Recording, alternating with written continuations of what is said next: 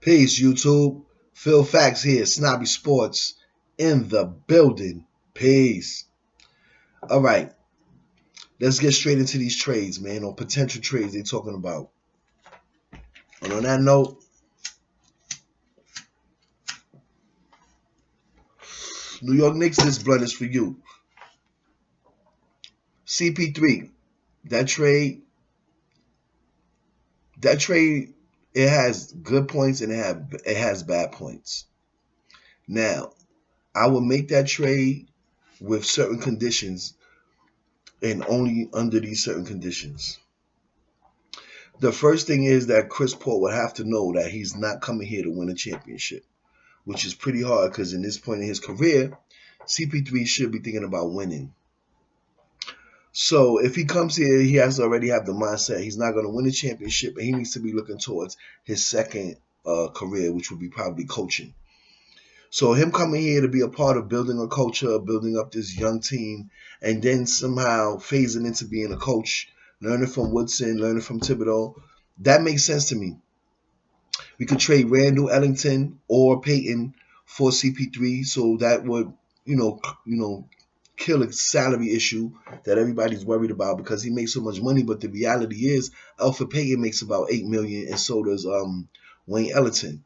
So you combine that with the $18 million that Randall's making, or 20 something million he's making, and we get closer to CP3's number for the season, and then the trade makes sense. And like I said, it would have to be under the circumstance that CP3 knows he'd be coming here to help be more of a mentor on the floor and going forward into the future.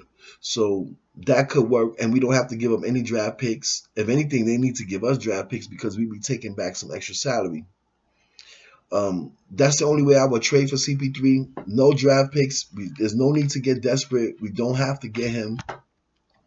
If you look at some of my other videos that I posted in the past about the Knicks, one of my videos talks about a trade, 3 trade scenarios where the Knicks could get some veteran players or a young point guard with potential and go up higher in the draft.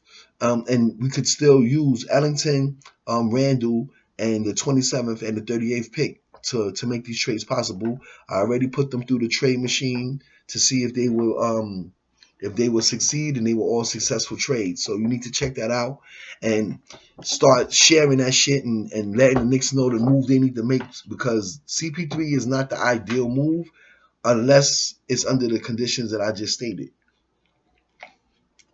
Now, let's get to the meat and potatoes of this video.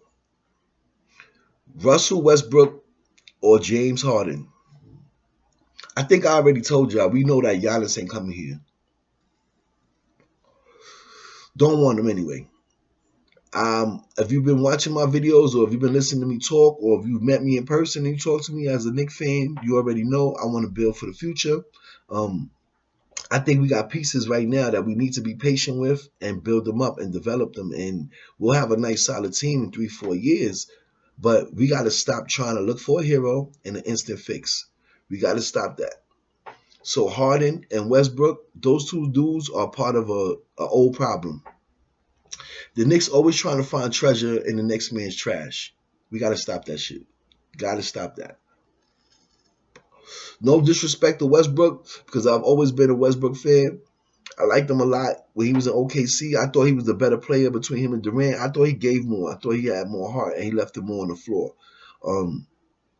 Durant is an opportunist, clearly. We already see all of that. So I wasn't wrong about reading the character, but Westbrook's drive and his talent is not translating to wins. The same thing could be said about Harden.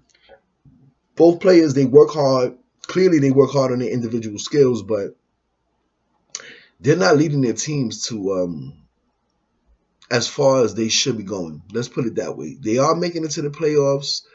They're putting up great individual stats, MVP seasons, all of these things are happening for these guys, but they're not winning. And the Knicks are not winning. We don't need to combine those problems with each other. It's just going to be more losing. But we'll be spending money on a high-profile player, but losing. Now, if we weren't going to be patient with Carmelo and let that work and make that work, because we didn't make that work, at all. We really didn't put anything here for Carmelo to be successful. We didn't make any moves for him to be successful. We got rid of Porzingis, which I'm not mad about because he's never available. He's always hurt, and is most likely guys that tall. They don't usually have long careers. Look at Yao Ming, George Mirason. I forgot that kid, Sean Bradley. There's a few of them. When certain physical, when people have a certain physical, I don't want to say disadvantages, but just the makeup, like certain people's frames, especially tall guys, real tall guys. Usually their legs, man, their legs are not built a certain kind of way, man, to be able to sustain the pounding from the jumping up and down, the dunking, the landing awkward. Like a lot of these big guys, they have leg problems, especially knees.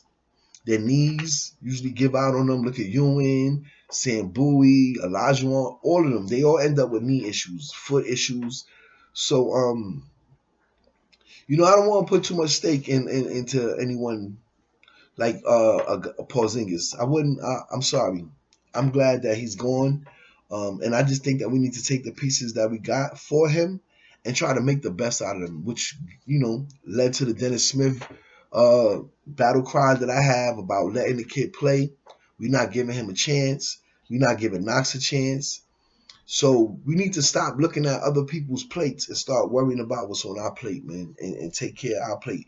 Like your mama said, stop being greedy. Get your eyes off of other people's plate and finish what you got, what's in front of you, before you start asking for more. And that's what I think that we need to do. So I don't think that Westbrook is a good fit here. I don't think Harden is a good fit. Because once again, these guys are not winners, man.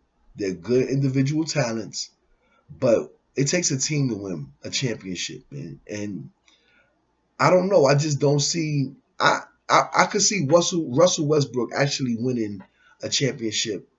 But Harden, I just don't see it, man, because he takes away from his team too much.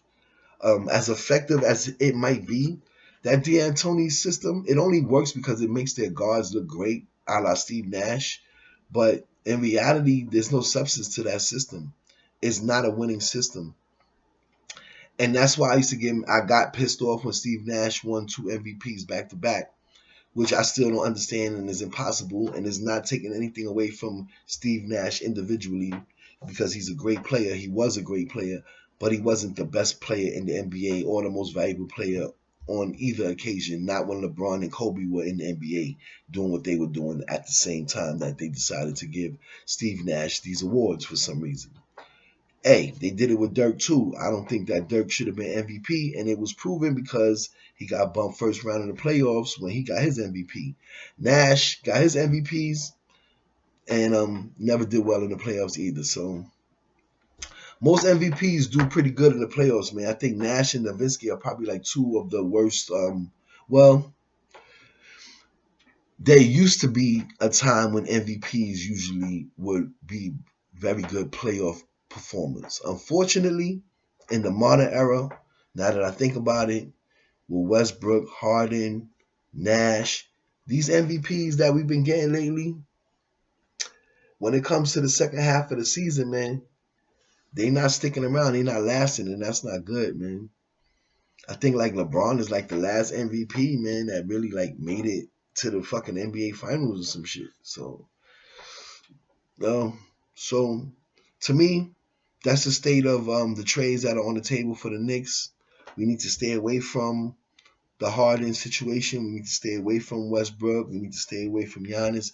We need to stay away from the savior, save me hero mentality. Please come play for my team. Stop being desperate. Let's not make trades for players that are past their prime like we always do. Let's not make trades for players who are coming off big injuries like we always do. Let's be easy. Check out the 3 trades that I suggested. Or like I said, if not, let's stay pat where we at. Let's stay with what we got. And let's see what goes going forward, what happens with the coaching staff and the players that we have. Let's see what happens with the draft. I'm telling y'all, y'all need to look at my 3 trades. We need to make one of those trades so we can move up and get the 11th, 12th, or 13th pick and a player. And we need to draft Sadiq Bey and someone else to go with him. I don't think Sadiq Bey should be the 8th pick. That's why I'm saying we should try to get the 11th, 12th, or 13th pick so we can pick Sadiq Bey with that pick. And we need to trade and regardless of the trade, we could take the number 8th pick and snatch the most talented player available out of the lottery until we get to the next pick, which will be Sadiq Bey. I think he'll be around after 8. I don't think he'll be around by 15. I'm gonna be honest with you. I really believe that he's the type of player that will last in the NBA. He has the build, he has the skill set. All he needs is to be developed properly. And right now, with the Knicks heading in the direction they are, with the front office and the coaching staff, I think that we need to draft players that we can see are gonna be in the NBA. We can work out the kinks. I don't want to go for players like LaMelo Ball with high bust potential. The 3 players that I think I mentioned to you guys before in my last videos, Edwards is clearly going to be an NBA player. Obi Toppin will be in the NBA for a while, and so will Sadiq Bey. And that's my guarantee. I really believe that when we look back, those guys will be in the NBA for a while, for maybe 5 to 10 years. Everyone else, I'm not really sure about. So there's a lot of high bust potential in this draft here. Those are my 3 short shots, and I think we could get 2 of them if we make smart moves. So let me know what you think. Go watch my videos, comment, holler back at me, yo. I'm gonna go live soon. Probably this afternoon I'm gonna go live, like around 5. So we could talk and you could give me your suggestions, your opinions, and feedback on the videos that I put out so far. We could talk about boxing, we could talk about football. The Giants lost to Pittsburgh, unfortunately. I'm not gonna get into that right now. Deal with that on the live. And the Jets lost too. So New York football is not doing well. We got to talk about the potential of New York basketball. Let's see what happens. So for now, I'm out. I see you at 5. Sports Snob, Phil Facts. Peace. And you know why I'm out. Because I got it like that. 1.